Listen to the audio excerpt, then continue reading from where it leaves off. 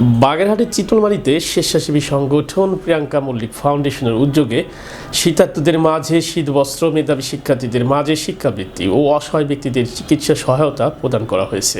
চিতলমারীর প্রতিনিধি জানান, একই সাথে ফাউন্ডেশনের প্রতিষ্ঠাতা ফ্রান্স প্রবাসী দেবনারায়ণ মল্লিক রাজের পৃষ্ঠপোষকতায় প্রিয়াঙ্কা মল্লিক পিঙ্কির 20তম প্রয়াণ দিবস উপলক্ষে এলাকার অসহায় রোগীদের সেবা প্রদানের জন্য অ্যাম্বুলেন্স সার্ভিস কার্যক্রমের উদ্বোধন করা হয়। বৃহস্পতিবার গোরা নালোয়া ফাউন্ডেশনের নিজস্ব কার্যালয়ে দিনব্যাপী এ শীতবস্ত্র, শিক্ষাবৃত্তি ও চিকিৎসা সহায়তা প্রদান কার্যক্রমের আনুষ্ঠানিক উদ্বোধন করেন বাগেরহাট সমাজসেবা কার্যালয়ের উপপরিচালক এস.এম. রফিকুল ইসলাম।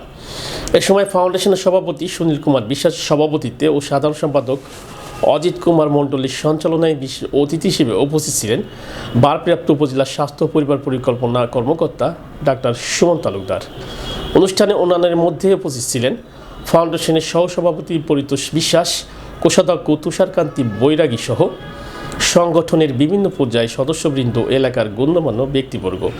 এ সময় ফাউন্ডেশনের পক্ষ থেকে 32 জন অসহায় ব্যক্তিকে চিকিৎসা সহায়তা, 17 জন দরিদ্র মেধাবী শিক্ষার্থীকে শিক্ষাবৃত্তি ও 350 জন শীতার্ত ব্যক্তির মাঝে শীতবস্ত্র বিতরণ করা হয়।